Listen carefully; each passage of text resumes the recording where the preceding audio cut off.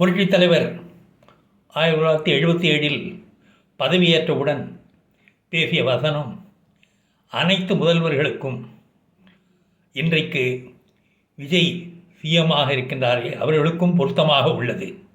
ஆமாம், அப்படி புரட்சித் தலைவர் என்னதான் பேசினார் என்று பலரும் ஆவலுடன் கேட்பது எனக்கு தெரிகின்றது. கண்டிப்பாக கூறுகின்றேன், அவர் பாணியில் பேசி காட்டுகின்றேன்.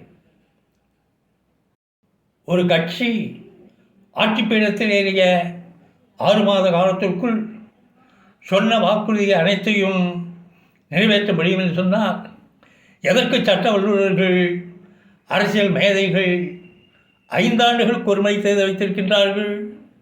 6 மாதத்திற்கு ஒரு முறை வைத்துக் கொள்ளலாமே.